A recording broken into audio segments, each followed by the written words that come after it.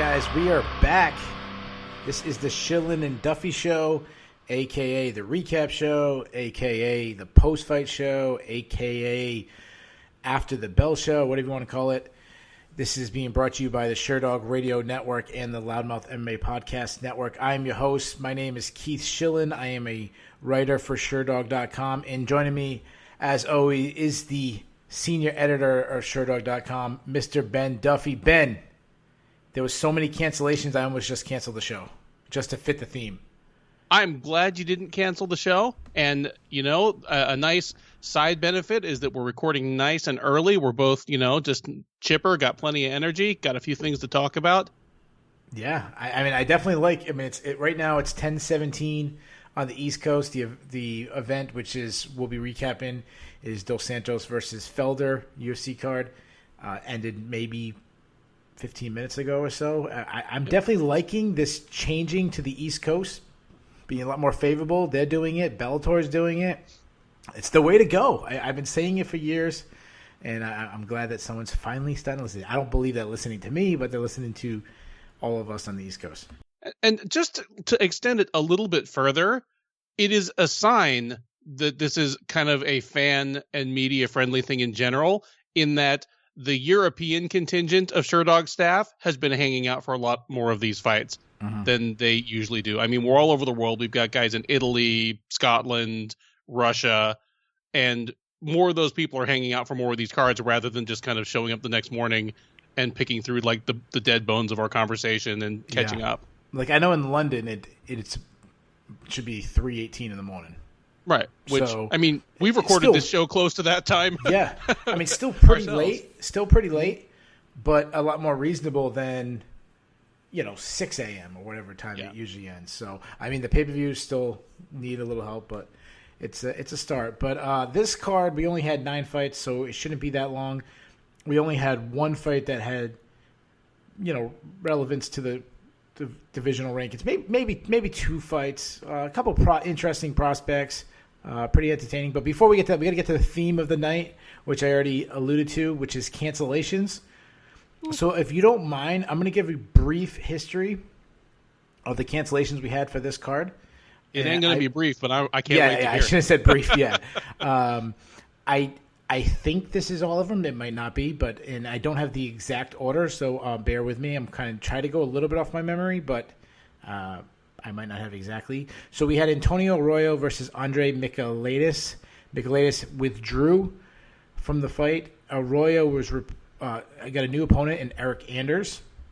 The next cancellation we had was Gabriel Benitez versus Justin James. Gabriel Benitez tested positive for COVID-19 and the entire fight was scrapped. Lavia Hanato Souza was removed from the card due to an injury. She was replaced by Ashley Yoder. Then I believe that got us to fight week. Earlier this week, I believe it was Tuesday, or I think it was actually Sunday or Monday, we found out that Ismail Makhachev had to be removed from the card. We found out it was an infection he had. So he's headlining the card against Rafael Dos Anjos. On Tuesday, Paul Felder went from commentating the event to fighting in the main event. It was absolutely incredible. And then that gets to the weigh-ins. The day of the weigh-ins, Saprabag Safarov completely missed weight. I don't know if he even weighed in. And his fight against Julian Marquez got canceled. Other guys that missed weight, I know Abdul Razak Hassan missed weight. Luis Smolka missed weight. And there was one more. Who was the third guy that missed weight? Oh, Eric Anders. Eric Anders to take the fight. Missed weight. So there was 4 guys who missed weight. And I forgot. I apologize. I said that was all of them. Brian Barberino also withdrew. Had to go into emergency surgery. So his fight against Daniel Rodriguez was completely scrapped. That was a couple weeks back. So that got us to the weigh-ins. Got us to today's card. Right before the event kicked off, they announced that Luis Smolka versus who was Luis Smolka going against? I forgot. Luis Smolka was going against Jose Quinones. Yes. That fight got canceled, and then Eric Anders versus Antonio Arroyo got canceled. So that led us up to a card of 9 fights. Started off at 5 p.m. on the East Coast. Let's get right into it. Main event, we had former UFC lightweight champion of the world, UFC Dos Anjos, taking on Paul Felder. Paul Felder came in as a very sentimental favorite. He's already a fan favorite. Adding the fact that he took the fight on 5 days' notice kind of saved the event. Just one of those true badass moments where you step up in 5 days. He still made weight. He still went 5 rounds. Like, he didn't make any changes. He didn't tell Dos Santos, all right, let's fight at 165. Let's change it to a 3-round fight. Nothing like that. He just stepped in immediately. Before the event started, let me ask you, what was your thoughts about Paul Felder just doing this? Wow. What a thing to do. What a manly grown up thing to do. You already mentioned it. I mean, taking the fight on 5 days notice, obviously, after having been on the shelf for a while and talked openly about his motivation or lack thereof, and sounding like a guy who was preparing to transition to the next phase in his life, and says he's going to do it at 155. That's a huge gesture to Dos Anjos, because Dos Anjos is coming back down to 155 for the first time in years. For him to even hang it out there like, oh, we can do it at 165 or 170, I mean, that would suck for Dos Anjos. Yeah. I'm surprised it wasn't at 170, considering both guys have recently fought at 170. Yep. So that was very surprising to me. Does it? And then on top of everything else, I mean, we'll talk about the fight itself, obviously. While Dos Anjos won, it wasn't because Felder looked bad. Felder looked as good as he's looked in any fight. Yeah. He looked fantastic. Yeah. Let's pause on that for 1 second. Let me ask you this question. Now, I picked Dos Anjos to win. Who did you pick to win? I picked Felder in the staff pick'em, but I was kind of taking a flyer. I thought the lines were about right. Or Dos Anjos, he wasn't quite a 2-1 favorite, but he was a favorite. Well, the reason why I was going to ask you, if you picked Dos Anjos, I was going to ask you, was it the late notice that influenced your pick? That's what I was going to ask. Obviously, it did not influence your pick. It did influence my pick. Mm-hmm. I don't know if Paul Felder had a full camp if I would have picked Dos Anjos. It would have been, stylistically, when I think about the wrestling, the 155, like, these things definitely made me lean more, and then added in the 5-round fight. You heard rumors. I know one rumor was he had to cut 14 pounds. We find out, he said afterwards, it was like much higher than that. It was like over 20 pounds he had to cut in 5 days. Really, actually 4 days, because you start on Tuesday to make it till Friday morning, or not even. I mean, it's less than 4 full days. So let's get to the actual fight. The fight was great. I don't think the awards have been announced yet. They've been announced. They have been announced. Sorry, I'm assuming Fight of the Night was the main event. Yeah, Fight of the Night was the main event. Performances of the night were Sean Strickland and Chaos Williams. Yeah, all no-brainers. I think all no-brainers. Yeah. So obviously it was a fantastic fight, even though I thought it was one-sided. The judges disagree. The judges actually had it a split decision with one. Yeah. I shouldn't say judges, because only one judge. The other two judges had it 50-45. One judge had it 48-47 for Felder. I don't think Felder won any round. Maybe you could squeak around somewhere, but to give him 3 rounds, I thought was crazy. That said, I want to talk about Felder first. You mentioned that you thought he looked good. I thought he looked good too. I thought he looked, especially early in the striking, he looked really fast, like much faster than he's always been a very technical guy. I mean, he throws a little, spinning attacks and that stuff, but he's a good boxer, your basic down the pipe, thrower. It just seemed like he increased speed, and I think a lot of that has to do with training for a triathlon. You're doing different kind of training, swimming and biking and whatever. Triathlon, that's the L3, right? That's the it's the L3. Yeah. And he did not look to be carrying the same kind of upper body mass that he usually does at 155 or 170. When you just kind of like look at him from like one deltoid to the other deltoid, just like shoulders, chest, traps, all that. He looked a little slimmed down. I mean, that might have had something to do with it. Yeah, and also slimmed down. Rafael Dos Anjos looked very thin. Like he looked even thinner than the pre-champion days. Like he looked like that those days when, like he was fighting Clay Guida and those guys. Like he looked much thinner, less muscle mass. But to me, he looked fantastic. Before we get into the technical aspects, do you agree? Like I'm assuming you agree that with me that RDA looked very good. He looked amazing. Okay. Like I'm trying to stop from gushing and like being too in the moment here. Yeah. It's one of those tough because you always have to say, well, did he look great because of the matchup against a guy taking a fight on 5 days' notice? Now you can train for a triathlon. Michael Bisping made an argument that I think is a good argument that sometimes, some guys need a 12-week camp, some guys need an 8-week camp, but some guys, not having a camp is actually an advantage. Your body's not as beat up as you would. I definitely understand that argument. I don't think that works for everybody. I think generally speaking, the guy with the camp will have the advantage. But do you think RDA looked better than we expected because of who he was fighting? That's the thing. I thought both guys looked great, and the better fighter on the night still won. If it had been a case where RDA won because you could tell Felder was totally gassed in 2 rounds, or if you could tell RDA was winning just because Felder, his timing was off, he looked slow, he looked out of sorts, that'd be one thing. But we've both mentioned his striking looked great. He certainly was tired by the end of the fight, but he wasn't running on fumes. He was just worn down from having RDA things done to him for 5 rounds. Felder looked great. RDA looked great. And I thought the better man won tonight. I thought it was just clear as day, 50-45. Yeah, I tweeted out after the first round, like I gave it to Dos Anjos, and I said, like, but both guys look great. Like I kind of stood out. So I'm glad that you're saying the same thing. You talked about Felder getting tired. I think he got tired in the 5th round at the very end. But I think it was, if you remember, they went to the corner camera before, and Duke Rivas was really saying, like, dude, you need to stop it. You got to knock him out. And he went hard as he possibly. He was swinging for the fences.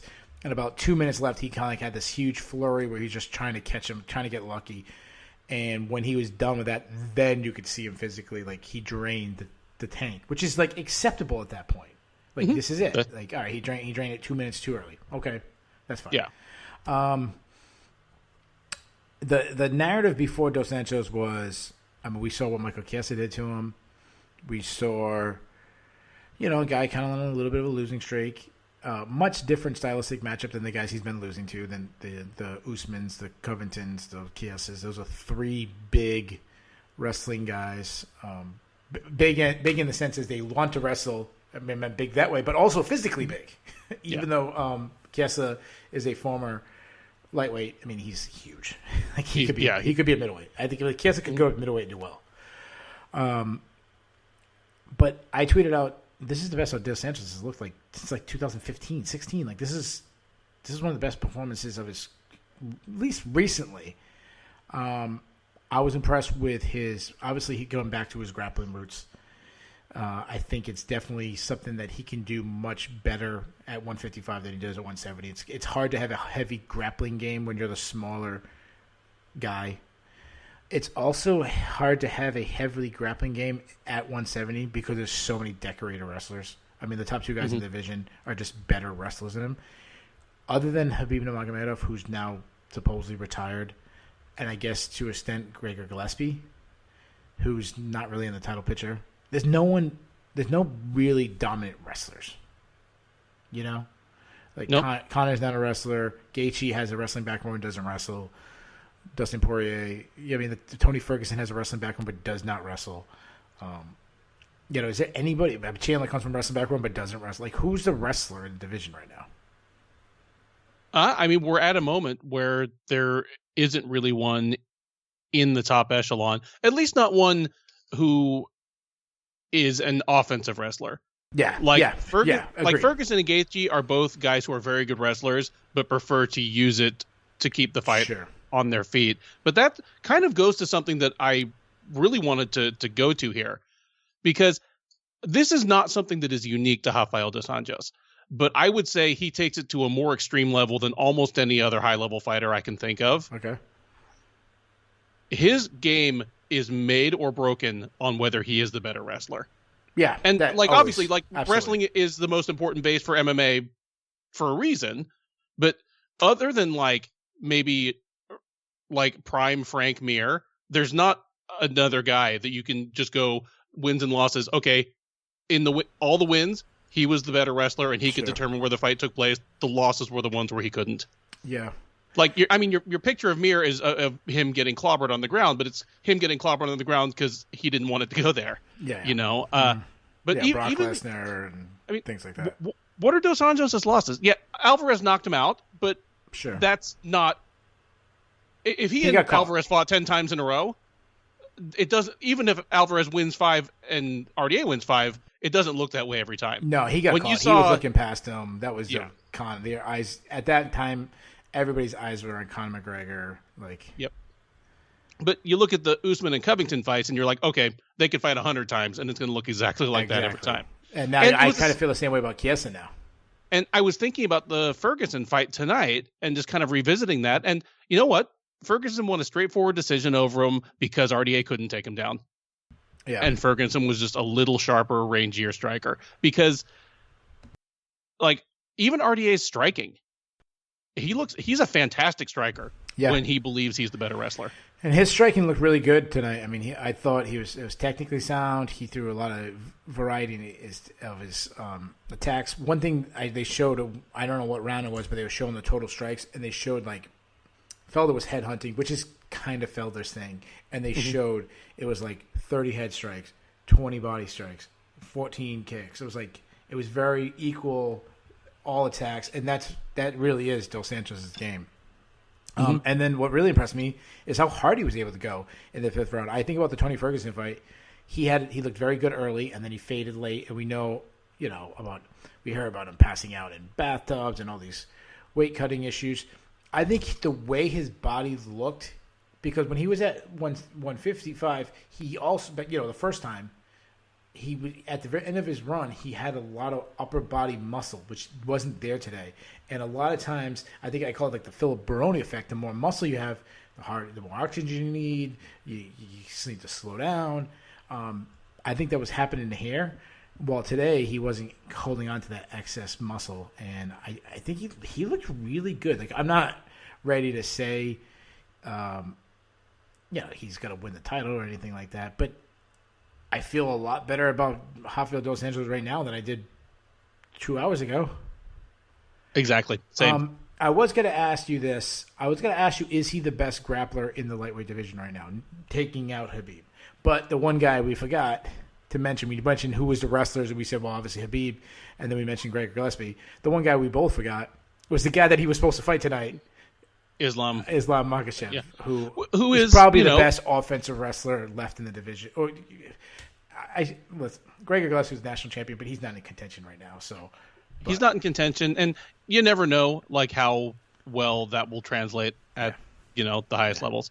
Yeah. So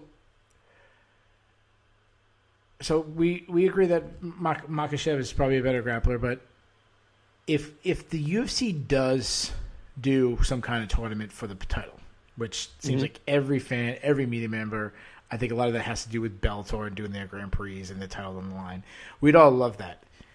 How many people would have to be in the field for Dos Santos to be entered? You get what question I'm saying? 8. Yeah, 8. 8. Okay. Because we talked after Khabib's last fight, and I was talking about 4, where I was like, Poirier, Gaethje, Ferguson, and either Conor McGregor or Michael Chandler, depending on whether McGregor wants to be in it or not. All you need to do is throw an alternate in there, and Dos Anjos might be there. If you get it to 8, he's absolutely there, based on how he looked tonight. Yeah, I 100% agree. My question is, if it's 4, and I know this is the rabbit hole we always seem to go down, who was the 4 you said? You said McGregor? Well, the 3 you absolutely have to have are Gaethje, Ferguson, and Poirier. Okay. The 4th one, if McGregor wants to be in, obviously he's going to be in. But if not, I mean, they're paying Chandler those big bucks to sit cage side and look pretty and make weight. No, he's got to fight. And you don't think Dos Santos did enough tonight to jump Chandler? maybe in terms of deserve, but as a fan and as a media member, I want to see Chandler. Yeah, I think that's true. It's a little more buzz than him. Like, I never thought we were going to get a chance to see Chandler fight the best lightweights in the world, like fight in and fight out. And he's still, I mean, he's not washed. He might be a little off his prime, but he can still do things. I want to see him do it sooner than later. Get him in there against the best now. All right. Because we already gone down the rabbit hole, so let's just go a little further. Because, listen, the rest of the card is not that much to talk about. So, Oof. All right. We throw Chandler in. We throw Dos Santos. And now we're going fantasy now, guys. This is not going to happen. They're not even going to do 4. Especially, they're definitely not going to do 8. No. And I've seen people putting out this 16. Like, come on. With Beneil Dariush and Drew Dober. Like, that's not going to happen. All right. So, but just for fun, we throw Dos Santos in, then we throw Chandler. There's 6. Who's the last 2? I will always go to like a sexier, Charles the Bronx. I always go with a Dan sexier Hooker. pick than somebody who deserves it. Oh, well, if you want sexy, I think sexy and deserve. Give me Charles the Bronx. One, on the right night, I agree. He can completely embarrass any of those guys. Just catches them on the right night, or he's going to go down in flames. Yeah. Like, whatever fight he's in, it's going to be a fun one. There's always an avenue with Charles Oliveira. Yep. There's always a way for him to win. To me, the other guy that would get himself in, though he doesn't deserve it, but he would find himself in, is Max Holloway. Yeah. I mean, he's kind of, you already seen him lose twice at 145. I mean, I could see them throwing in a Donald Cerrone because of his name, or Anthony Pettis because of his name, but they don't deserve it. Hooker's coming off a loss. So, yeah, I think those 8 are... And, I mean, Islam Makhachev, if we're being honest. Oh, yeah, you know what? That actually, Islam Makhachev, based just strictly off of the storyline of replacing his mentor, like going for his mentor, to passing the torch. Like, there's definitely a storyline. But, yeah, it would be exciting. It's not going to happen. So let's do this, though. Let's talk about Dos Santos' next fight. Should it be automatically Makhachev, or he's beat a bigger name in Paul Felder than Makhachev is? He beat a guy who's ranked higher than Makhachev, I believe, in the UFC rankings. Does he move on? I mean, in the post-fight, he was calling for a fight with Conor McGregor, which you had your chance at the red panty night. That ain't happening. But yeah, would you move on? Would you move him on? I still like that fight. Competitively, it still makes sense. The odds will be a lot different. He's not going to be any plus 280 underdog. No, it'd probably be the opposite. I have the feeling he still might come out an underdog. I mean, we're still talking about... It's still the wrestling aspect. Yeah, and Makhachev, I mean, he got caught and blitzed and knocked out once, and otherwise he's not Khabib, but he's in that same vibe where it's like it's hard to point out a minute of a fight that he's lost. It's just suffocating. Yeah, I think the odds definitely closed tonight. Like, it got closer after Dos Santos, especially because we were talking about Dos Santos being done. The last thing we saw of him was getting handled by Michael Chiesa in a fight that many people weren't picking Mike Chiesa to win.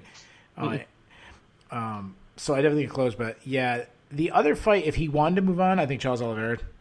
I mean, I know that a lot of times they don't like to match up 2 Brazilians, but Charles Oliveira, I mean, this guy deserves a big name. Yes. Yeah. Oh, goodness, does he ever?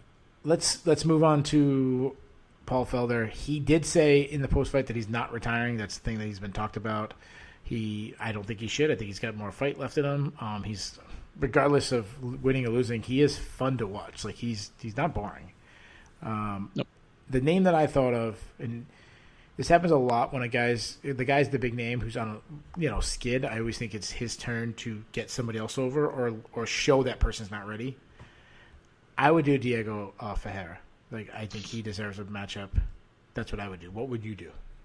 I like Ferreira. I like Ferreira. He's a Texas guy, and he's a guy that has paid his dues. Yeah.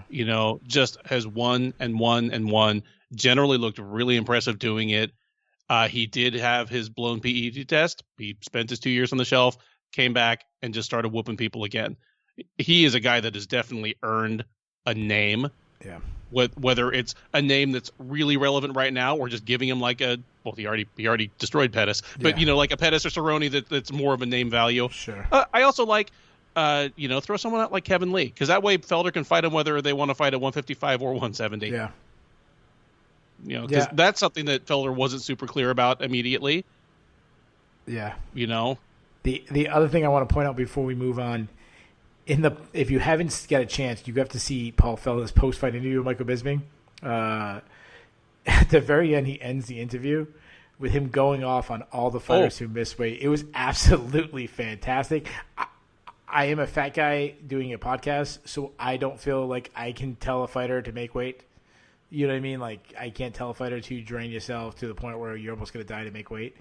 But if you took a fight at 5 days' notice and had to make weight, and you did, and you had guys who had much longer and didn't, you definitely have the platform to call them out. So it's a different side to Paul Felder. He was fired up, so check that out. Mm-hmm.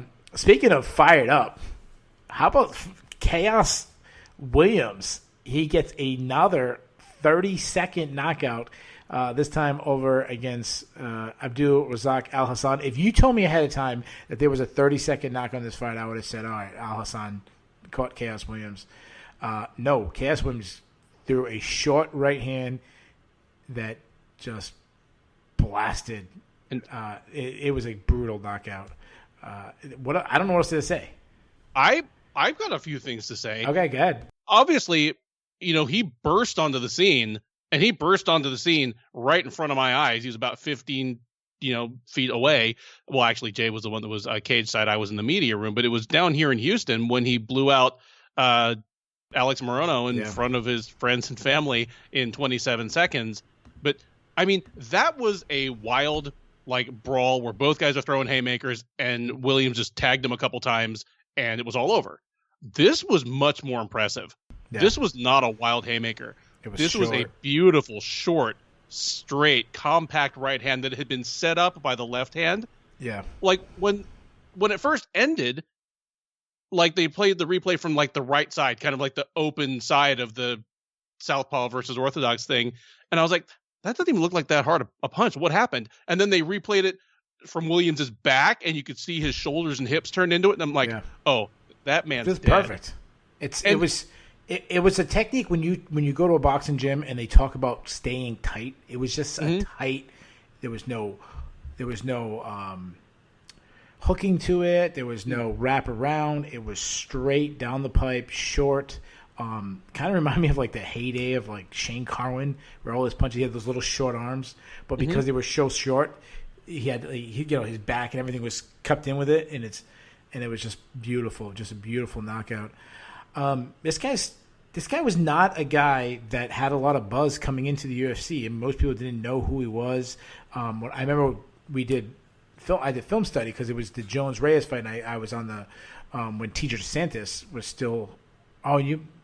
I did a round table. I don't know if it was TJ, but I did a round table.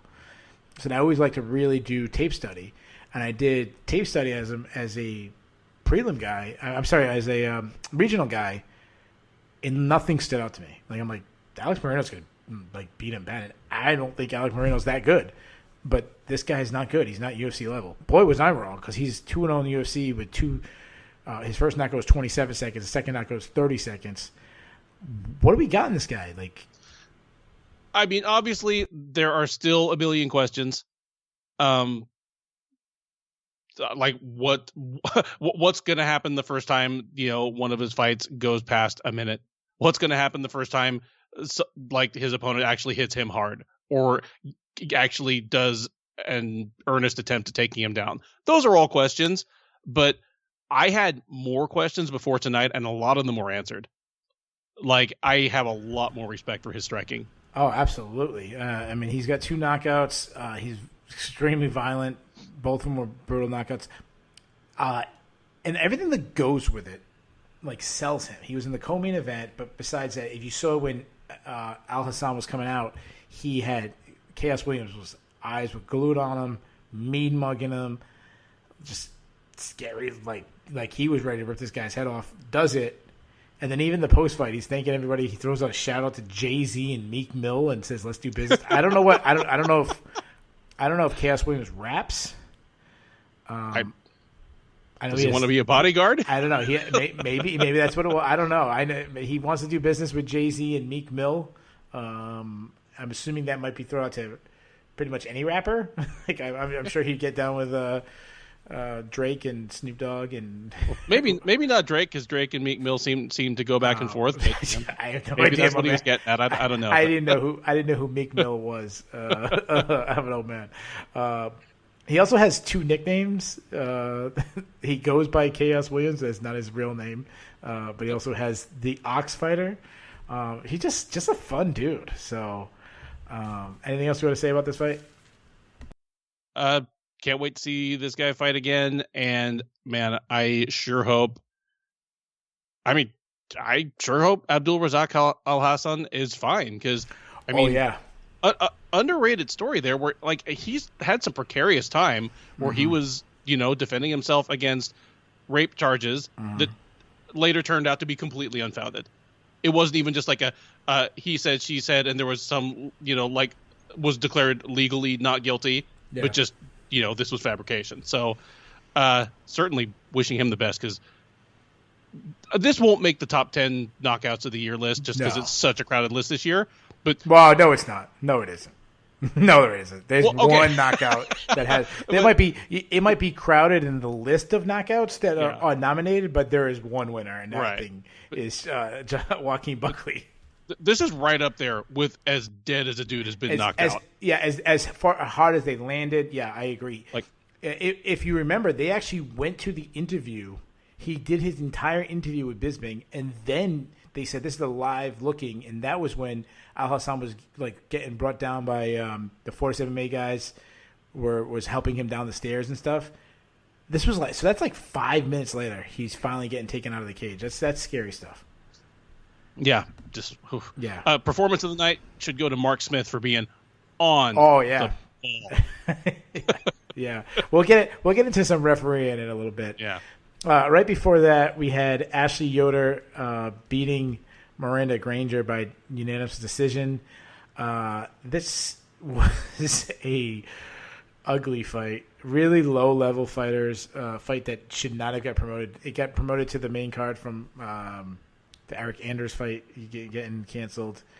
And weird positions, weird scrum. At one point, they were like both had a triangle on them. I couldn't imagine what perverted people were saying. Yoder just had more top control time, especially in the second and third round. Won a decision. I have nothing else to say about this fight. I'm done breaking down Ashley Yoder's skills. Like, we know what she is. She's not good. Yeah, I mean, she's like clearly a good athlete, but just the parts don't seem to come together to make anything better than the sum of the parts. Yeah. I mean, she came into this 2-5 in the UFC. Now she's 3-5. Yeah, like that's on the main card. Yeah, that's 3-5 is probably better than I expect her to be. Yeah. She goes for like that headlock throws, a head and arm throw. Before that, we had a fight that I was looking forward to probably most, other than the main event, and that was Brandon Allen versus Sean Strickland. It was very close on the betting lines. I thought it was going to be competitive. I had the right winner. I had extremely good night. I only got one fight wrong. Well, i'll tell you which fight I got wrong in a second, because I don't think I got it wrong. I think I should have had a perfect night in my picks. Anyways, Sean Strickland was sensational tonight. Just picked apart Brandon Allen. This fight was kind of thrown together kind of last minute. Brandon Allen was supposed to fight Ian Heinisch the week before. Ian Heinisch, either he got COVID, someone in his camp got, there was some kind of COVID. I can't keep track with all the COVID, but somebody got COVID. Brandon Allen moved on. They booked him for the next weekend. Sean Strickland agreed to a fight at 195. This is a guy that was fighting at 170. That's what I was going to say. Like, I picked Sean Strickland, and then when they said this is the catchweight fight, I go, oh, shoot, I didn't know that. Oh, he's getting an extra 10 pounds? And I was like, oh, man, I probably blew this one. No, Sean Strickland looked sensational. He just picked them apart. What do you so the two things that stood out to me was obviously the jab. He Brandon Allen's a guy. He's just a brute. Like, I don't know how to explain it. Like, he's not technically bad, so I don't want to call him a brawler. But more than staying technically sound, he's a bully. He's good. He wants to get a scrap. He wants like the two cats fighting in the alleyway, and he's going to win those scrambles. He's going to be tougher, and he's going to win things. But he couldn't pressure Strickland because every time he stepped up, he got jabbed in the face. And then what's even more impressive, I don't know if you caught this, Sean Strickland had no tells in his striking, which is so impressive. But he threw the jab, and when he started throwing the right hand, Brandon Allen was blocking it. So what he started doing was jabbing, and then he was doing a wraparound right hand. Not a hook and not an overhand, but just it's like a straight right, but on a little more of an angle. And he was getting around his – so Brandon Allen's guard hand kept coming away from his head, and he was just wrapping it right around it. It was sensational. Reminded me of when Nick Diaz's boxing was at its best. Yes. And he take advantage of the fact that he had really long reach to throw those almost straights around people's guard. Like I remember him just kind of like melting like the Scott Smiths of the world with it, you know. That's what I think of. And I'm doing hand gestures, and this is the audio podcast, so only you. We're going to try to figure out the YouTube thing once again for those who listen to us on YouTube that time. I'm trying to figure out better ways to do it, but you see it a lot in boxing because boxers use a very high guard hiding behind the arms, so that's where they have to kind of come around a little bit more because they have those big gloves. You don't see that technique in MMA, which is even more impressive. This is 2 wins in 2 weeks for Sean Strickland. Brandon Allen's a guy that was starting to get a little buzz. Sean Strickland looks great at middleweight. Like it looks like it was the right move. Anything else? Like, does he looks like a top 15 guy to me already? Like, what do you think? Obviously, he needs to beat a couple more people, but he is sure looking like one by the eyeball test. Yeah. Absolutely. I mean in like talent sense. I don't mean in the sense of like accomplishments. I mean just like and how he is beating the people he is beating right now, where he just blanked Jack Marshman. Like Marshman could barely lay a finger on him. He beat Alan worse than I thought he was going to. Yeah, just he needs a top 15-ish guy next, basically. Like, he can't take a step back from Brendan Allen to fight another Jack Marshman. Like, he kind of needs a borderline top 15 guy in his next fight. Yeah, so last week we did it with Hani Basales. I don't want to do it again and go all the way up the rankings. I just want to pull up number 15. Okay, number 15, Ian Heinisch. Like, that's a tough fight. Yep. But it's... Well, I'm going to pause on Ian Heinisch, but Brad Tavares, I would take Sean Strickland over Brad Tavares, who's the next spot up. I think that's an easier fight for him than Heinisch is, because my question about Strickland will be when he faces a real bull in there. But I think that's what Brandon Allen is, though. Well, Allen, I mean, he is with kind of like his pace and his aggression, but I'm talking about a guy that when he puts his hands on you, he is just like he's the Hulk. Yeah, Ian Heinisch is a much better athlete. Obviously, he's a much more accomplished wrestler. He hits harder. Yeah. He probably walks around 15 pounds heavier. Like he is a big guy. Dude. Yeah. Like Brad Tavares. Like that's my only question. Brad Tavares is a former. I think he used to fight at welterweight, right? He moved up, so he's a little smaller. Yep. Yeah, but there's some guys. It's I like Sean Strickland now. This is a guy that we kind of forgot about. He was gone for a long time.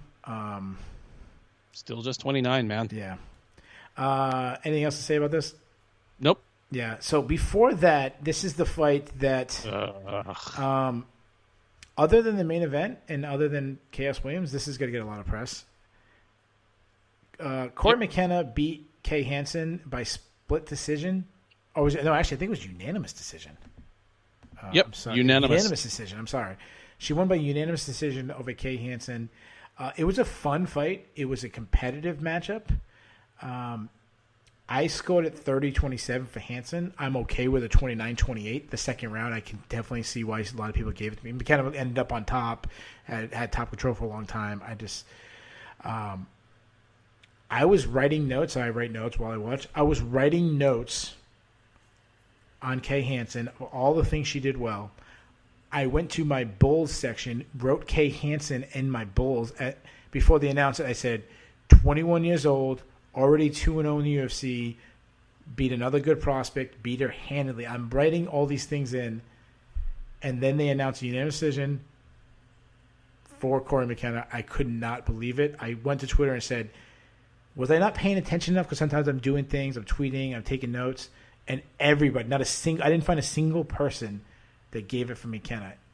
So let me ask you this question. You're nodding your head like you're agreement with me. Do we use the word, and we neither one of us like to use the word, we don't like to use the R word. Was this a robbery? Was Kay Hansen robbed tonight? I think so. Like this is one of the worst results of the year. Like the individual scorecard for Paul Felder in the main event is worse than giving McKenna 2 of these rounds. Like giving Felder 3 rounds in the main event is worse than giving McKenna 2 rounds in this fight. But the fact that all 3 judges gave her 2 rounds, like that's the robbery. Because in the end, the right fighter didn't win. When I saw all 3 and it was unanimous, I kept saying, I was waiting like between every fight. Like I was waiting for the commentary team to like get like close up and like, listen guys, we have a correction in this fight. You don't even have they've done that. Kay Hansen actually got the victory over Corbin. Like I was waiting for that all night, and when it got to like the start of the main event, I go, "It's not going to happen." Like they would have figured it out by now. Yeah. So let's talk about it. I don't want to bash Corey McKenna because I like her as a prospect. I really do. Like she's. When I did a tape study on her on the Contender Series, I thought she was solid. Even though I thought she should have lost, I thought she was solid tonight. I like Kay Hansen. I think Kay Hansen is also another great prospect. I tweeted out that before the fight started, I feel like this rematch is going to happen 3 or 4 years from now, and they're going to be headlining a card. Like that's what I tweeted because I think they're both that good. I don't think either stock went down. I think both stock went up, even though I don't think McKenna should have won. I thought she showed enough to show that she's very promising. What was your thoughts of the matchup, besides the decision? No, I was exactly like you. As the fight went on, I was kind of pre-writing my post-fight column, that I'll write tonight. And I was sort of putting it together from the point of both fighters came out looking really good. I'd love to see this fight rematched in 2 years.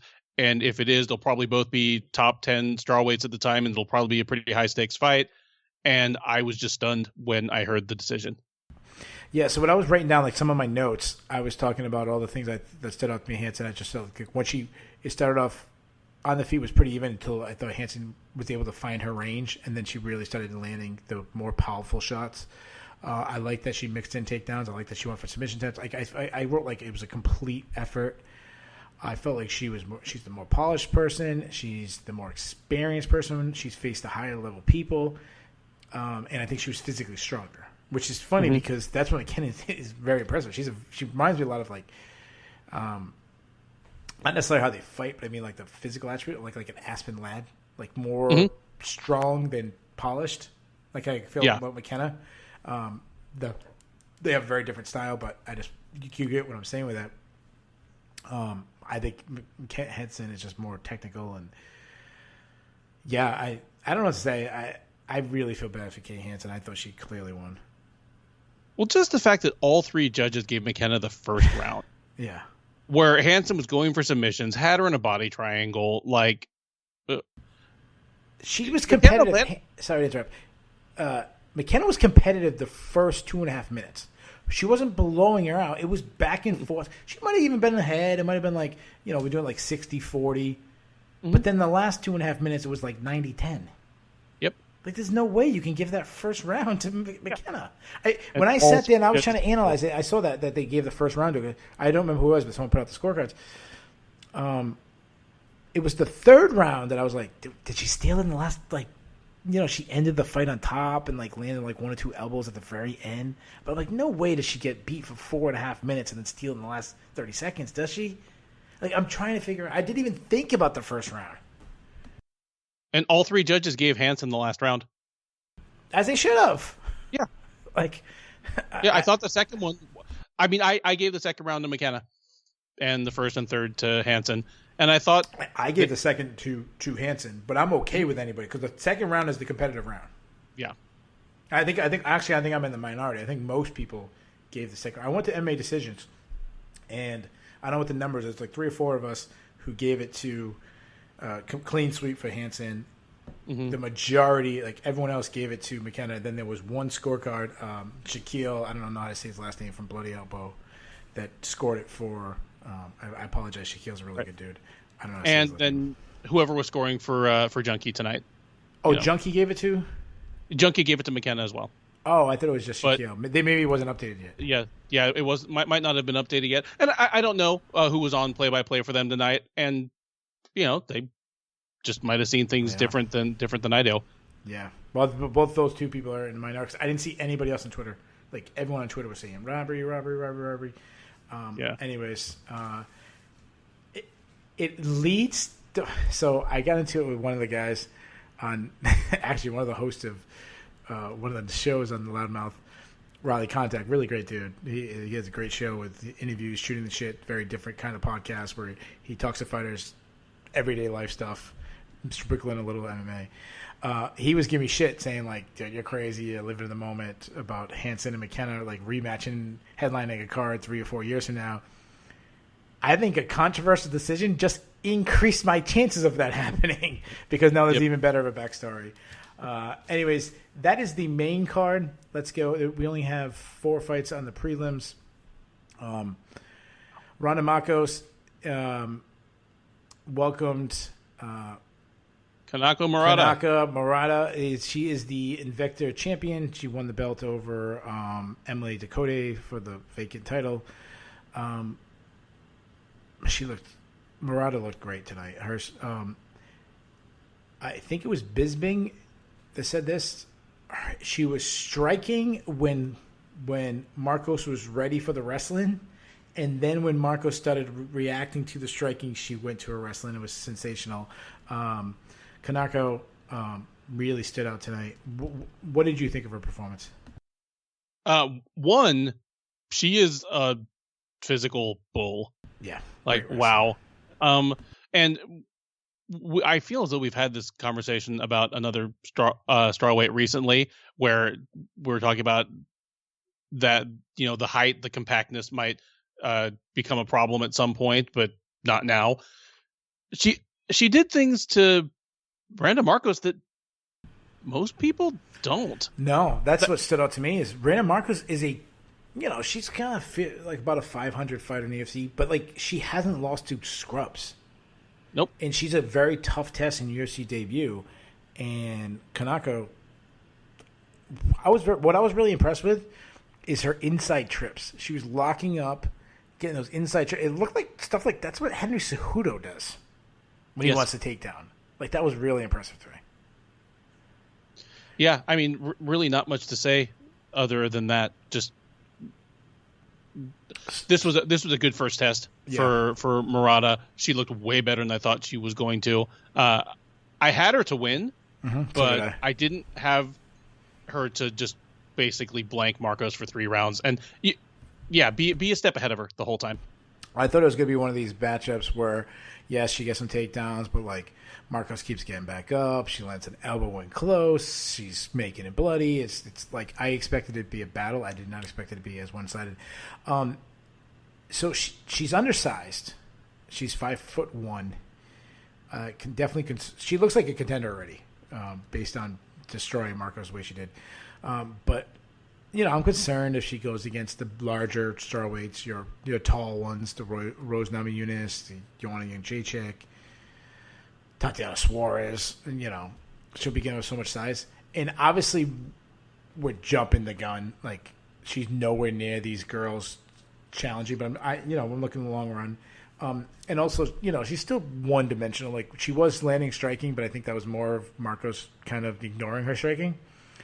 But my question is, so there's definitely concerns, but there's obviously a reason why I'm asking these questions, or a reason why I'm mentioning the big names. How far do you think this girl can go?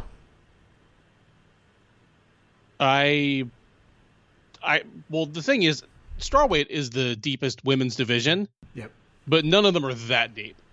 No. If she wins 2 more fights, she's on the doorstep of the top 10 already. And the thing is, she's always going to be undersized from a height standpoint. She's 5'1". But I don't think there's any realistic way she can make atom weight. Her arms are like hams. Yeah. And even when she was She's wrestling, when she was an amateur wrestler, she was wrestling at 55 kilos, which is like 122 pounds. She's been a strawweight her whole MMA career, except for I think one little foray into flyweight. So a strawweight is what she is. She's a 5'1" strawweight. Yeah. So is Jessica Andrade. I was going to say, so is Jessica Andrade, and she won the title, and was still a top 5 level strawweight when she moved up to flyweight, and now she's a 5'1", 5'2" flyweight. So yeah, that's a good point.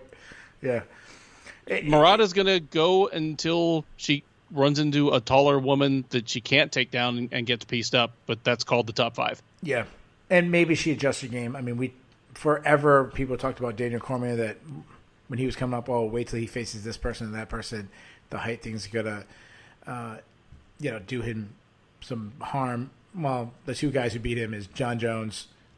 We've talked about it a million times. I think he's the greatest fighter of all time. You agree with me, but at least in the conversation, he's the no-brainer greatest light heavyweight of all time. And the other guy is Stipe Miocic, who is the greatest UFC heavyweight of all time. Some people put him as the greatest heavyweight of all time. Those are the two people that was able to beat Daniel Cormier. That's it. And neither of them beat him because they were taller. Actually,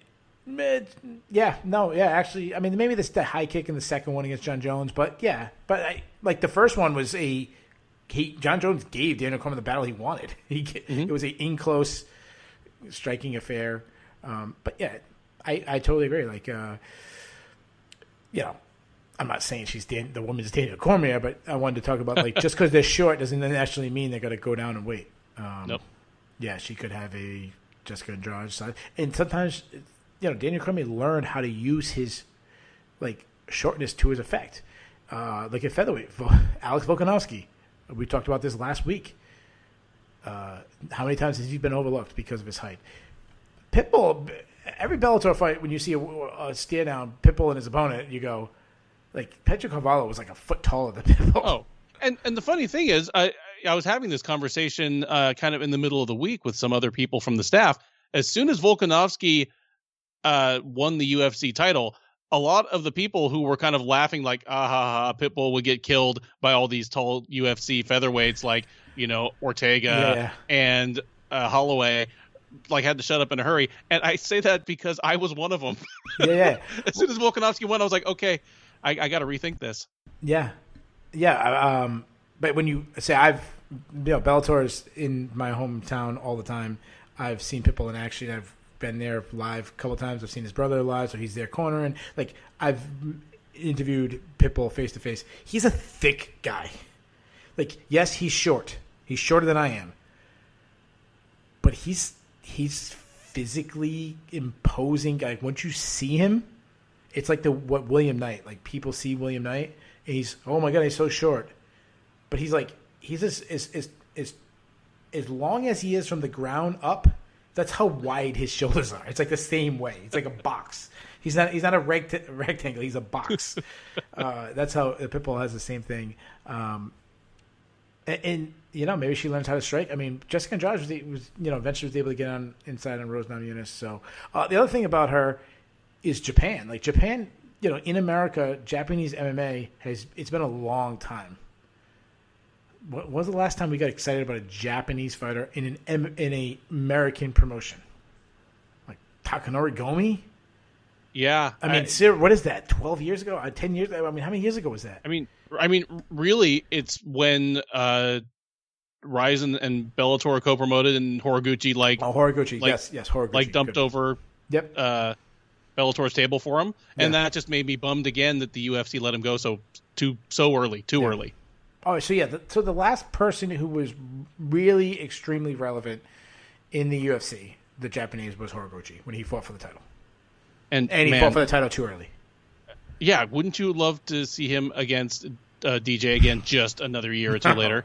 Yeah, we all know how much I love DJ's skills. So we were really, really high on that. We spent way too much on that fight. Let's move on. Tony Gravely versus Geraldo de Freitas. Split decision for Tony Gravely. Another head shaker to me. To me, this was a clear 29-28. maybe even 30-27. I thought for De Freitas, his rally late in the third won him the fight. Won him the round. One thing I like about Gravely, Gravely, even though he's not from New England, he really cut his teeth in New England. CES won the title. I've seen him live. Another guy who's actually very short for his weight class. He looks like a guy who could make flyweight. But what I like about Gravely, he's such a good wrestler, and he knows that he's a good wrestler, and he doesn't. It's not crowd pleasing if you don't like wrestling, but if you like fun wrestling because he's fun. I like that he hasn't fallen in love with his striking. He hasn't varied from it. He has a Ben Askren feel to him, and he'll win fights because of that. Yeah. What's your thoughts about him? Yeah, he really did just make the wrestling go, and you could tell that De Freitas was getting frustrated. It was. I mean, we kind of got the same thing a couple times tonight because you could tell how frustrated Marcos was at being just stuck under this shorter woman that she just could not get off of her. That's how I felt about that. And it's interesting that you talked about how he's not gotten strikeritis yet. Gravely hasn't, because really what kind of cost him the third round, if you think he lost the first round, was that he did get kind of sucked into the wild exchange of haymakers towards the end. That might actually have tipped the judges in De Freitas' favor. But yeah, well, De Freitas moved a lot on body. To his credit, he made, especially early in the fight, he made Gravely fight off some submission. So that's definitely going to wear you out. And if you're going to go as heavy wrestling, especially an explosive wrestling game like Gravely has, he's in on the hips, he's turning the corner, he's chain wrestling, he's making lifts. You have to have that Kobe Covington cardio, and I don't know if Gravely has that. That you can go so strong, but if he can learn periods of when to wrestle, when to kind of not strike, but kind of get your win back, circle, throw a jab, move, kind of then spurt again. I'm not saying go Yoel Romero where you take off 4.5 minutes of a 5-minute round, but that might help. But to me, the difference in this fight was Gravely has a good fight IQ, and to me, De Freitas did not, because De Freitas had his moments even early in the fight. He landed a nice clean shot. I don't remember what it was, but he landed a clean shot on Gravely. He kind of buckled his legs. But this is the guy who needed to keep distance and use movements, and he kept crashing the pocket, giving Gravely takedowns. And I'm like, what are you doing, man? That's the worst strategy possible. Yeah, it was definitely interesting. Not really much to say about that. Just not a masterpiece of game planning on his part, and whereas Gravely, for the most part, did fight to his own best advantage. Just stick with what brought you to the dance, until someone can stop it. Yeah. Before that, Alex Morano had 3-round bag session on Reese McKee's face as he won a unanimous decision.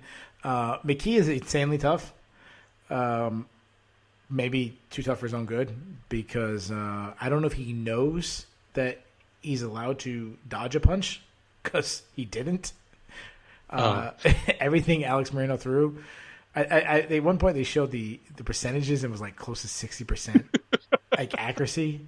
Yep. And Moreno was throwing power shots. They weren't just little jabs. He threw obviously he threw a couple jabs, but a lot of them were power shots. And to the point where Saif Saud kind of told him between rounds, you don't have to throw everything with killer intent. Just touch him. You're winning the fight. I commented during the fight. Now, you and I believe, are both of Irish extraction. Okay. You're an actual ginger over there. Yeah. I can't be because I'm half Asian, but my beard has plenty of red in it. Yeah. Poor Reese McKee. He is so Irish that even punches that miss turn his face red. A stiff breeze turns this man bright red like he's been in a car wreck. It's tough to win rounds when, the first time somebody touches you, you just look like you've been hit with baseball bats. I feel so bad for him. He had a stop sign on his face. So my shirt, people can't see, my shirt is bright red. Yeah. It was not that off. We're not exaggerating. Someone tweeted out the bad guy from Captain America. Oh, Red Skull. Yeah, I didn't know the guy's name. Yeah, the best. Yeah, okay. I said he looked like one of the dudes that opened up the Lost Ark. Like oh yeah. Like before, in Raiders of the Law. Yeah, we're aging.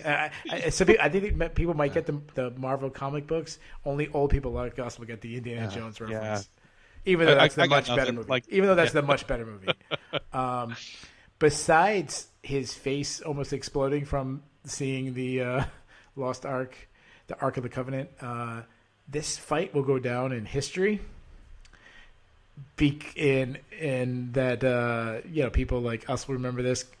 Grabaka Hitman on Twitter will remember this. Guys like Jordan Breen will remember this. Alex Morano and Reese McKee will always be linked to the mouthpiece incident where Alex Morano knocked out Reese McKee's mouthpiece. It rolled out of the cage, and then there's a crack, I guess, apparently, between the fence and like outside the cage. It fell in that to the point where Mark Smith was climbing underneath the octagon to try to find it. While that's happening, Jason Hergog is asking someone to go in the back to his to Reese McKee's. He's asking Reese McKee if he has another mouthpiece. He said, "Yeah, I do it in my bag in the back." They're sending someone in the back to get a mouthpiece. Though Mark Smith finally, about 5 minutes later, he finds the mouthpiece. In the world of infectious diseases, and we all have to sanitize our hands like a million times, and they stay 6 feet away. They take his mouthpiece that's underneath the octagon with when was the last they don't clean when has anybody they don't sweep underneath the octagon. No. This the octagon is set up there all the time because they're shooting Dana White's Contender Series in the same room. They just change the drapes. Yeah. So that octagon's probably been sitting there. Yeah, it's not the regional show. It's not the regional show where they came into the casino that day. They set it up and they mopped the floor before they did it. No, that's been sitting there. This is where they push people's blood down the cracks. And they just spray this thing off with the water bottle, like his own corner water bottle. Yeah, it wasn't sprayed. It wasn't wall. It was just drizzled water on it. Yeah. I mean, I would have done it too, but whatever. I just thought it was in a time of COVID. That was the 300-second rule because it seriously was like a full 5-minute delay. And the people who are hating on the UFC during the COVID, for having, some people who don't think there should be any events in COVID. Oh, I'm sure they had a heyday with that incident. Out of everything of this event, that's probably going to be the most memorable. Considering we had Paul Felder taking a fight on 5 days' notice in the Great War, we had a knockout of the year contender, or at least a nominee in K.S. Williams, a screw job in Hansen. This incident will be number one. But before that, the opening fight, Dontel Mays beat Roque Martinez by unanimous decision. Kind of a very forgettable fight. I tweeted out that Mays got it. He ended I think he was on a losing streak. He got a win over Roque Martinez. And I said, I feel worse about him because Martinez is as bad as there is in the UFC. And to me, Mays just played it safe. He was fighting not to lose. And, just did not impress me at all. What did you think of the opening fight? Yeah, it was a very, very heavyweight undercard fight. I don't know that either of these guys is UFC material in the long run. Dontel Mays was on a losing streak. And while Cyril Gane is legit, the Rodrigo Nascimento guy that beat him most recently, that was a bad fight, and he lost in a bad way. And this does not redeem that, other than he beat a guy he's supposed to beat and didn't make any terrible mistakes. Yeah, and we didn't get, ugly, fat guy, haymakers getting swung, and one guy's completely gassed out. Or we had, last week, Alex Romanoff won by just putting his arm on his opponent's neck. We didn't have a funny submission. We got nothing that's good about bad heavyweights. We didn't get any of that. So to me, this was the worst fight on the card. That's it, guys. We covered all 9 fights. Let's get to the fun stuff. Do you want to do the cut list, or do you want to do the Bulls and the Bears? Let's go ahead and do the cut list first while we're here. I only have one person, and that's Roque Martinez, because I don't want to watch his belly shake anymore. I can't do it. And we got 15 minutes of watching his belly shake. Well, he's a throwback, man. He needed to be in the UFC in the 90s when you could like wear a t-shirt. Yeah, you know, yeah, we're going against back when you'd have Andre like, Roberts, Tank versus Matua, or Andre Roberts, you'd have like the shirts versus skins fights. Like, yeah, if we ever bring back the shirts, let's do it with Roque Martinez. You agree with me? Should he stay or? I know he can go, and it's not going to happen because this is the era of COVID and the UFC needs bodies, but. Randa Marcos. I know. I thought about it. Be on the hot seat. Well, dude, the thing about her was, for the longest time, she had this crazy streak where she alternated wins and losses for like 15 fights in a row with like one draw in there. Yeah. But even past that funny little trivia thing, she beat the bad fighters and she was a tough out for the good fighters. Like only a few people really just rolled over her. Yeah. But now she's on a 3-fight losing streak. And while no real shame in dropping fights to, I mean, Mackenzie Dern's going to armbar a lot of people in the first round. Amanda Hebus is a top 10 fighter. But this is 3 in a row. Kanako Murata, the jury's out. I mean, maybe a year or two from now we'll be like, well, she's a champ. But Marcos has lost 3 in a row. She's not been terribly competitive in any of the 3. Yeah, she's an ultimate gatekeeper at this point. At one time, people got a little excited she might be something, but she's just the gatekeeper. Yeah. She's a talented one, but... So, that leads right into the Bulls and the Bears. So I'll go first on the Bears, which is the Bears. If you guys are not familiar with the Bulls and the Bears, it's a stock market reference. When things are going good, it's a bull market or a bull stock. That's when the stocks are rising. When it's going bad, it's a bear. It's going down. So we can pick up to 3. I will start first. We'll do kind of like hockey stars of the night, where 3 is the worst, 1 is the best. But in this case, it's you don't want to be 1 on the Bears list. That means you're the biggest loser of the night. My number 3 is exactly who we were just talking about, Randa Marcos. Everything we said, she's on a 3-fight losing streak. Lost to good people, but she's on a 3-fight losing streak. My number 2 loser of the night is the judges. There was 4 incidents that I thought of. Obviously, we talked about the Hansen screw job, screwing up the Paul Felder scorecard, almost screwing up Tony Gravely, almost lost a split decision, and then the Ashley Yoder, Miranda Granger, like they got the right winner, but the scorecard, one of them was like 27-26 scorecard, which I don't even know how that was possible. They were just all 3 judges gave Yoder the 3rd round 10-8. Okay. And I don't know why. Okay, I still don't know how the 26 is there, but I don't know. Oh, 20, yeah. Whatever. It just really weird scorecards. I thought the judges were terrible tonight. But my number 1 loser is the UFC Octagon structure. We got to close that up. We can't be losing items. That could have been. What if that was someone's tooth? That would have been terrible. So the Octagon, the architects of the Octagon are the losers tonight. Who are your 3 biggest bears or the losers of the night?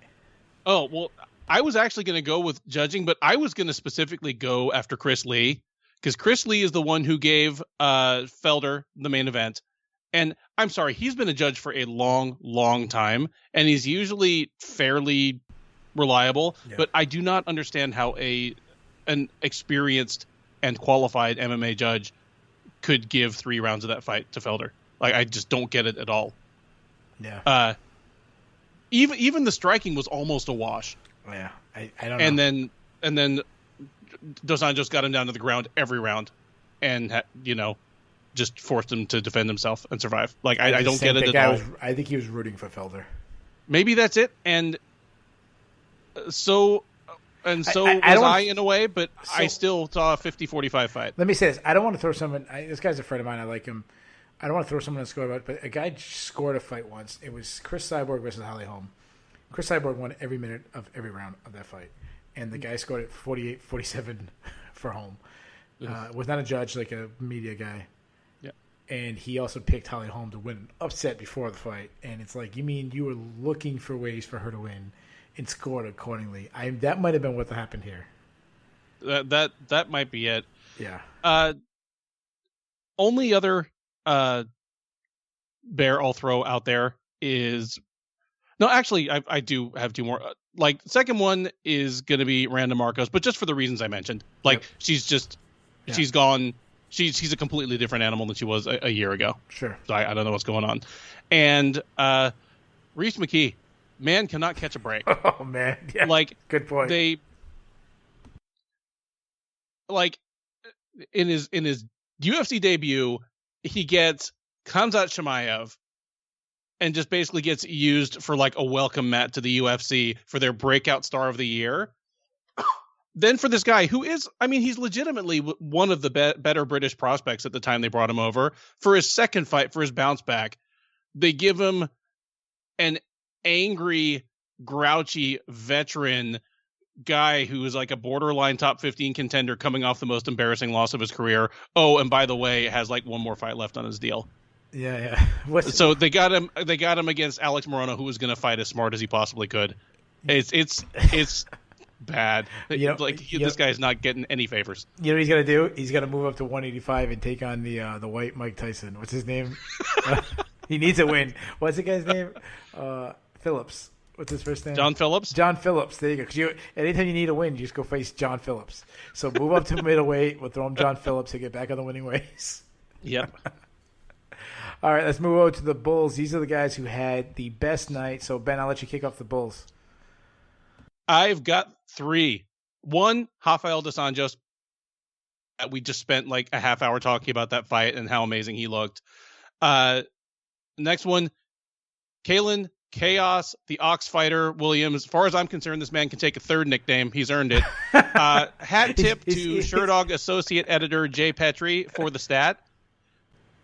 Kalen Williams is the 4th fighter in UFC history to have 2 knockouts in under 30 seconds. Yeah. The others are Johnny Hendricks, Francis Ngannou, and Jairzinho Rozenstruik. However, Williams is the first one to do it in his first 2 fights. Oh, wow, that's a good stat. First fighter to have 2 30-second or under knockouts in his first 2 fights in the UFC. And as I said earlier, the stat is back-to-back knockouts under 30 seconds? Nope, just 2. Just 2? Oh, 2 in general? Yeah, yep. Oh, and he's done it in his first 2 fights. Wow, that's incredible. Yeah. And like I said before, it wasn't just he knocked a dude's block off in like a wild scuffle. Like, he looked great tonight. And then my final one, Sean Strickland. Again, we've talked about him, but he's back. Yeah. And he's got a lot to do to like climb the actual ladder. But on the eyeball test, like we both seem to feel, he looks like a top 15 fighter right now. And looks no worse for wear from a motorcycle wreck that, you know, people wondered if he'd ever fight again or he'd ever walk without a limp. He looks good. Like, his footwork looks great. He hasn't really had to deal with a guy trying to take him down yet. It'll be interesting to see what it looks like when he's just trying to sprawl, wide leg, you know, scramble with somebody trying to rip his legs off. But thus far, he's looked no worse for wear. 29 years old and has just thoroughly dominated 2 not bad fighters.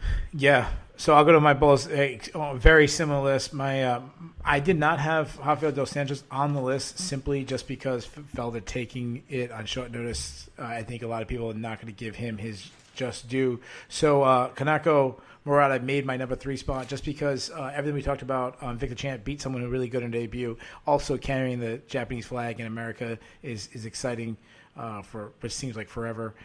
My number 2, it was your number 1. I went with Sean Strickland. 2 wins in 2 weeks, or just over 2 weeks. That's really impressive. Beating Jack Marshman, not to get too excited about, but beating Brendan Allen, a guy that was starting to get some buzz, people were getting excited about, that was really good. And my number 1 was your number 2. My number 1 was Chaos Williams. The Jay Petrie stat is all you have to say. Is absolutely incredible. So let's go with the grade. I think it was pretty good. I'm going to go with a B+. It didn't have a lot of finishes. And obviously you're disagreeing, but it had killer KO, a great fight, great main event, and then it had controversy in the Kay Hansen fight. It had the mouthpiece, like a lot of memorable stuff, and that's why I went with such a high grade. So that's why I'm giving it a B+. But you obviously are going the opposite direction. You know, like it's the judging.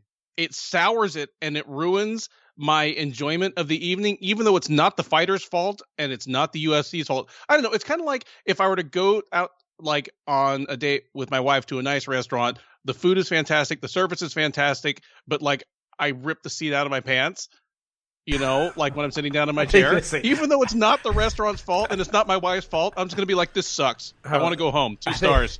I thought you were going to go like, I was going to go way more. I was going to be like, Jay, this is PG-13 or younger. I think you're going to go a different route. Like I didn't afterwards. For the children, Ben, for the children.